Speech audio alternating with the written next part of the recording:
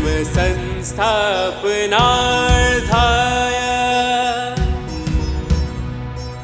संभवामि युगे युगे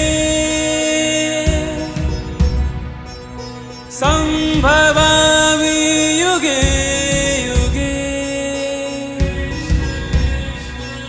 संभवामि युगे युगे।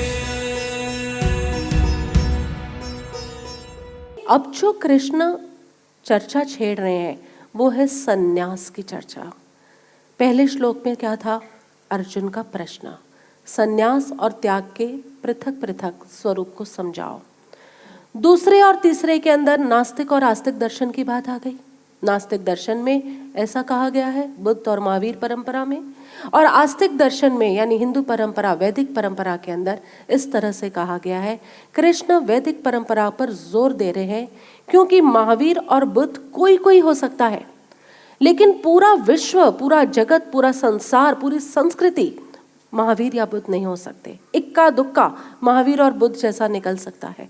उनके बोध के अंदर भी ताकत है, लेकिन जब संसार के इस चक्र को चलाने की बात है तब तुम्हारा मोक्ष सन्यास और त्याग के माध्यम से होगा।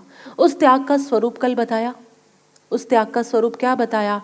कर्म करो लेकिन कर्म फल की आशा का त्याग करो, बस यही त्याग का स्वरूप ही इतना है। और जब ये त्याग होता है इसके पीछे कारण कौन है? तो सन्यास। त्याग परिणाम है, कारण है सन्यास, और सन्यास यानी संतुलन। जब तुम्हारे मस्तिष्क में, तुम्हारी बुद्धि में, तुम्हारे ज्ञान में, तुम्हारे कर्म में, तुम्हारे कर्ता भाव के अंदर, तुम्हारी बुद्धि में और तुम्हारी धृति के अंदर सब में सत्व आ जाएगा, संतुलन आ जाएगा, तब अब तुम्हारा त्याग हो गया, करना नहीं पड़ता, हो गया। ये सत्व क्या है? ये संतुलन क्या है? ये बैलेंस क्या है? उसके लिए 19 से 35 श्लोक इकट्ठे ले डालो। इसके अंदर मुख्य 5 विषय आएंगे और उसके सत्व, रजस और तमस 3-3 गुण आएंगे, यानी 15 तो यही हो गए श्लोक। आगे पीछे 1-2 श्लोक भूमिका के हैं। 19 से 35 फटाफट आप लोग श्लोक लो। ज्ञानं कर्म च कर्ता च त्रिधा एव गुणभेदतः प्रोच्यते गुणसंख्याने यथावत् शृणुतानि अपि। सर्वभूतेषु येनैकं भावम् अव्ययम् ईक्षते अविभक्तं विभक्तेषु तत् ज्ञानं विद्धि सात्विकम्। पृथक्त्वेन तु यज्ञानं नानाभावान् पृथग्विधान् वेत्ति सर्वेषु भूतेषु तज्ज्ञानं विद्धि राजसम्। यत्तु कृत्स्नवत् एकस्मिन् कार्ये सक्तं अहेतुकम् अतत्त्वार्थवत् अल्पच तत् तामसम् उदारितम्। 19वें श्लोक में भगवान कह रहे हैं, गुणों की संख्या करने वाले शास्त्र में ज्ञान और कर्म तथा कर्ता गुणों के भेद से 3-3 प्रकार के ही कहे गए हैं, उनको भी तुम मुझसे भली भांति सुन। गुणों की संख्या यानी गुण कौन से हैं? सत्व, रजस और तमस। इनकी संख्या यानी सम्यक व्याख्या, इनकी राइट व्याख्या करने वाले लोगों वाले शास्त्र ज्ञान, कर्म और कर्ता के भेद से सत्व, रजस और तमस अलग अलग ढंग से क्या है ये बताते हैं। तो 3 श्लोक चलेंगे 20, 21 और 22 ज्ञान के सत्व, रजस और तमस के लिए। फिर 3 श्लोक चलेंगे 23, 24 और 25 कर्म के सत्व, रजस, तमस के लिए। फिर 3 श्लोक चलेंगे 26, 27, 28 कर्ता के सत्व, रजस, तमस के लिए। फिर 29 के अंदर कहेंगे 2 और भेद है, बुद्धि और धृति। फिर उसके लिए 30, 31 और 32 बुद्धि के लिए चलेंगे। 33, 34, 35 धृति के लिए चलेंगे। धृति यानी धारण करने की शक्ति, धारणा शक्ति को धृति कहा जाता है। उस टॉपिक पर आएंगे तो और क्लियर करेंगे। इस तरह से 35 श्लोकों का पूरा ये गुच्छा इस तरह से लिया जाएगा। आ जाओ, कोई अश्विन तुम आ जाओ। पहला कॉलम बनाओ जिसके अंदर हम उस क्वालिटी का नाम लिखेंगे, ज्ञान, कर्म, कर्ता, बुद्धि और धृति। दूसरे में सात्विक लिख दो, तीसरे में राजसिक, चौथे में तामसिक। अभी हम ये श्लोकों के माध्यम से ही पढ़ लेंगे कि क्या क्या सात्विक ज्ञान क्या होता है, राजसिक ज्ञान क्या होता है, तामसिक क्या होता है। राजसिक में भी ज्ञान है, बहुत है। तामसिक वाले में भी ज्ञान है, बहुत है। भगवत गीता कंठस्थ हो सकती है, लेकिन फिर भी उसको संन्यास कब कहा जाएगा, जब वो सात्विक हो। केवल इसमें सात्विक वाला कॉलम जो आएगा वही संन्यास का कॉलम है, सन्यासी का कॉलम है। तो तुम लोग रिलेट करते जाना, तुम्हारा ज्ञान राजसिक है, तामसिक है या सात्विक है। सात्विक है तो तुम्हारा ये ज्ञान संन्यास के खाते में जाएगा। तुम्हारा कर्म कैसा है, तुम्हारा कर्तापना कैसा है, सब चीज़ों को बुद्धि और धृति सबको देखेंगे अभी हम। फर्स्ट कॉलम के अंदर ही लिख दो ज्ञान। सबसे पहले हम ज्ञान की बात करेंगे। ज्ञान के सत्व, रजस और तमस क्या है। Good, very nice. 20वें श्लोक में आ रहा है, जिस ज्ञान से मनुष्य पृथक पृथक, पृथक पृथक यानी अलग अलग, डिफरेंट डिफरेंट, सब भूतों में, भूत भूत पिशाच वाला नहीं, भूत यानी एलिमेंट्स, सब भूतों में एक अविनाशी परमात्मा भाव को विभाग रहित समभाव से स्थित देखता है, उस ज्ञान को तू सात्विक जान। यानी इतने अलग अलग में जो केवल एक को देख रहा है, एक, the one who seize oneness. तुम लिख सकती हो सीज वननेस, सब में एक ही जिसे दिख रहा है। ऊपर की लहरें चाहे कितनी भी चपल चपल है, लेकिन उन लहरों की चपलता के समय में भी जिसे पता है समुद्र स्थिर है, भीतर स्थिर है, ये सात्विक का ज्ञान है। चाहे कोई कितना भी धोखा दे रहा है, कितना भी झूठ बोल रहा है, कितनी भी मक्कारी कर रहा है, कितना भी तुम्हारे डिसिप्लिन से बाहर जा रहा है, ये सब घटनाएं कहाँ घट रही है, शरीर के स्तर पर, मन के स्तर पर, उसकी आदतों के स्तर पर। लेकिन भीतर तो फिर भी कौन है, वो ईश्वरी है, अकंप अचल। और अकंप और अचल क्यों है, ईश्वर को ये दो शुभ नाम क्यों दिए गए, क्योंकि जो सब तरफ है उसमें कंपन क्या होगा, कंपन तो तब होता है जब किसी को यहां से यहां जाना हो, लेकिन जो यहां भी है और यहां भी है उसमें हिलेगा क्या अब। इसलिए ईश्वर की अवस्था को अकंप अवस्था कहा जाता है। ऑल्दो मैं तुम्हें कहूंगी वाइब्रेशंस वाइब्रेशंस फील करो, वो साधना की अपेक्षा है, लेकिन ईश्वर की अपेक्षा हमेशा अकंप। यानी जिसकी दृष्टि के अंदर हमेशा अकंप ईश्वर, अकंप संपूर्ण जो वननेस है वही दिख रही है, वो सात्विक दृष्टि है।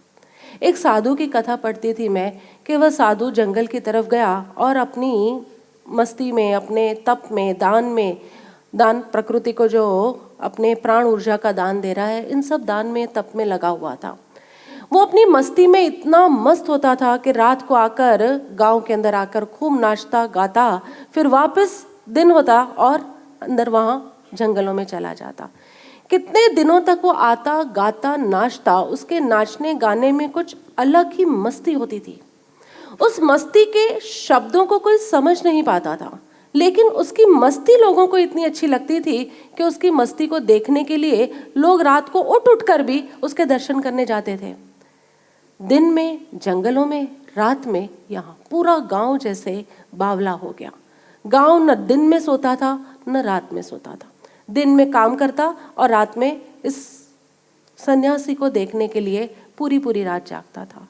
ऐसे में ही उस गांव के आसपास के गांवों के अंदर कोई बड़े बड़े शहरों के साथ युद्ध छिड़ा, तो कोई गुप्तचर वहाँ आया और उसने देखा ये अलग अलग भाषा में ये साधु कुछ अलग अलग बातें करता है, इस पूरे गांव को उकसा रहा है, इस पूरे गांव को उकसा रहा है, कुछ अलग ढंग से इन्हें युद्ध करने की कला सिखा रहा है, हमारे अगेंस्ट इन्हें भड़का रहा है। कहीं राजा के जो पूरा राज्य है उसको इन लोगों से कहीं कुछ डर ना आ जाए, कहीं किसी भी तरह का उसको कोई इनसिक्योरिटी ना आ जाए, तो let me see what is this happening. तो देखता है कि जंगल में जाके वो शांत होकर बैठा है, लेकिन वही आदमी, इतना शांत आदमी रात को जब आता है तो गांव में नाचता है, गाता है। मानने में नहीं आता कि नाचने वाला व्यक्ति उतना शांत व्यक्ति है जो रात को बैठा है, और यही शांत व्यक्ति इतना वही व्यक्ति है जो रात में आके यहाँ पर नाच रहा है, गा रहा है। तो इस व्यक्ति के ये दो अलग अलग रूप जब लोग देखते हैं, ये गुप्तचरों की सभा इकट्ठी हुई और उन्होंने देखा ये कोई बहुरूपिया है, ये जरूर कोई ना कोई बहुरूपिया है, इसको ज़्यादा समय तक इस गांव में आने ना दिया जाए, उसे उस गांव में से निकाला जाता है, दूर किसी गांव में डाला जाता है। वापस यही प्रक्रिया शुरू हो जाती है, दिन में साधना और रात को नाचना, और वो पूरा गांव भी खड़ा हो गया। थोड़े दिनों बाद उस गांव में से भी निकाल कर उसे कहीं और भेजा गया, वापस यही प्रक्रिया। गांव दर गांव बदले गए। राजा के कान तक भी ये बात पहुंच गई कि एक ऐसा फकीर है, ऐसा फक्कड़ आदमी है कि जब वो नाच रहा होता है हम सोच नहीं सकते ये शांत बैठ सकता है, और जब वो शांत बैठता है हम सोच नहीं पाते कि ये नाच रहा होगा। लेकिन चूंकि उसके अंदर ये दो रूप दिखते हैं ना, इसका मतलब वो बहुरूपिया है, वो धोखेबाज है। अब उनको तो यही दिख रहा है उसके अंदर। बोला क्या किया जाए, इसने इतने गांवों को भड़का दिया है, और क्या पता सत्ता कभी इतनी इसके हाथों में आ जाए कि पूरा तुम्हारा राज्य पाठ ही हड़प ले, कुछ ऐसा हो जाए कि पूरी राज्य व्यवस्था को ही अलग कर दे, पलट डाले। तो ये व्यक्ति थोड़े खतरनाक होते हैं, ऐसे लोग। ऐसा ही होता है, जो लोगों के पास बहुत लोग आने लग जाते हैं, अब कहीं ना कहीं उनसे समाज को, राज्य को खतरा होने लग जाता है। तो बोला क्या करें। राजा ने कहा एक काम करो, उड़ा डालो, मार डालो ऐसे आदमी को, क्योंकि जिसका कोई निश्चितता ही नहीं, जो शांति से बैठता है तो निश्चित नहीं होता कि नाच कैसा सकता है, और जब वो नाचता है तो तय नहीं हो पाता कि ये शांत बैठ कैसे सकता है। और ऐसा ही होता है। तुमने कभी ऐसा कोई व्यक्ति देखा है जो नाच भी उतनी मस्ती से रहा है और जो शांति से भी वैसा ही बैठा है? बड़े मुश्किल होते हैं। अब आदेश दिया गया कि इसको मार डालो, तो ठीक है, गुप्तचर निकल पड़े, और एक साथ जब वो जंगल में अकेला साधना कर रहा था तो वहाँ आस पास काफ़ी सारे सिपाही घेर के उसको खड़े रह गए। उन्हें लगा होगा ज़रूर कोई मायावी, इसलिए बहुत सारा ट्रूप, उनका पूरा बटालियन गया और उसको मारने के लिए।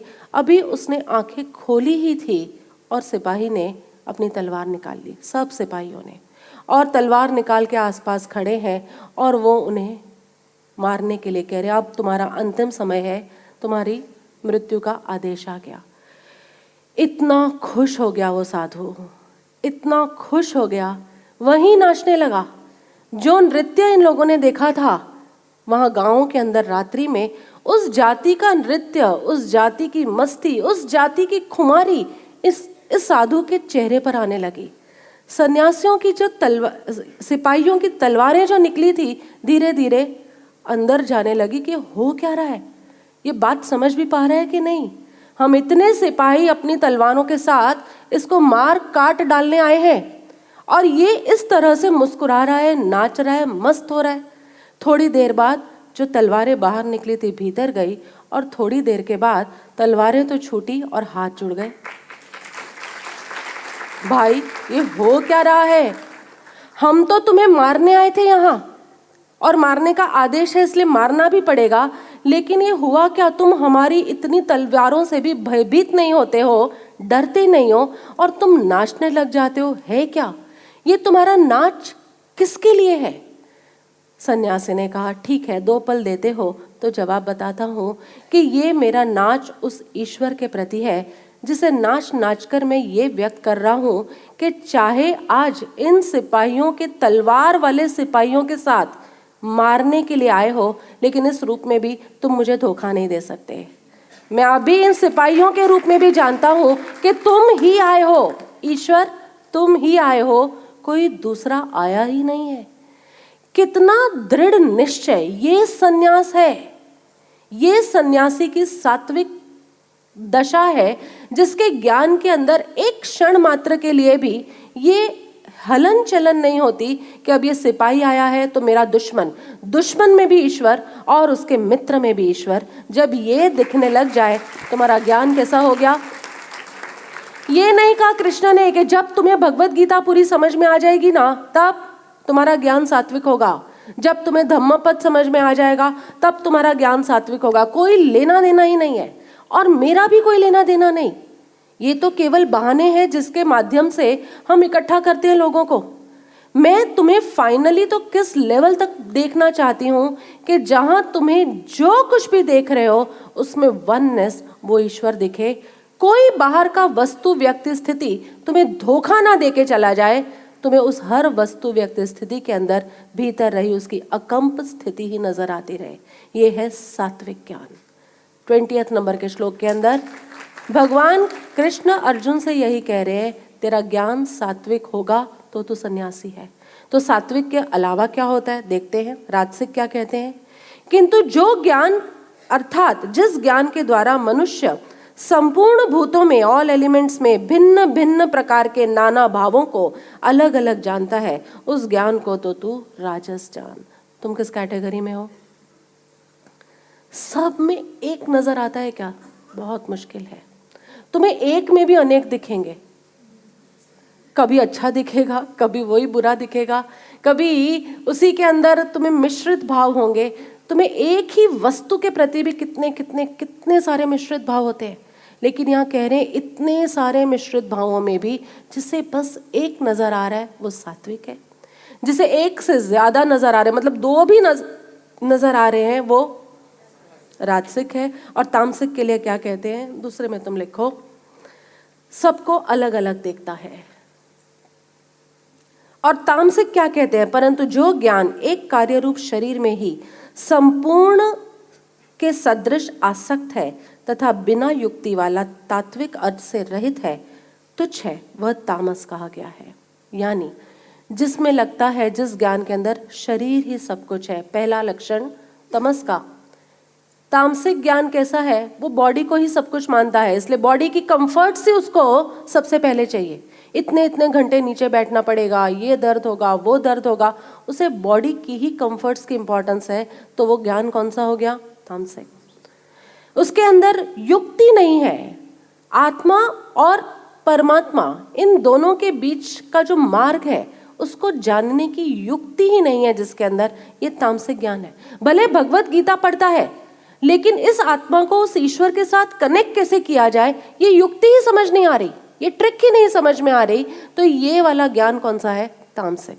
भले सारे शास्त्रों का अभ्यास है, सारे वेद पुराण को जानने वाला है, लेकिन जिसे युक्ति ही नहीं समझ में आ रही, व्हाट इज द ट्रिक, पहुंचा कैसे जाए, जो तुम्हारी धारा नीचे की तरफ आ गई है उसको वापस ऊपर की तरफ ले कैसे जाए, ये युक्ति ही जिसको समझ में नहीं आती, ये कितना भी ज्ञान इकट्ठा कर ले, लेकिन क्या है? बोलो, तामसिक। तामसिक ज्ञान यानी बहुत समझ है लेकिन ट्रिक नहीं पता, युक्ति नहीं पता। तो तुम कौन से ज्ञान में हो? राजसिक ज्ञान। सात्विक ज्ञान कौन सा है? जो सब में एक को देखता है। राजसिक ज्ञान कौन सा है? जो सब में अलग अलग को, खंड खंड को देखता है। और तामसिक क्या है? जो शरीर को ही सब कुछ मानता है, ज्ञान बहुत है लेकिन युक्ति नहीं, कोई तात्विक अर्थ ही उसके पास नहीं।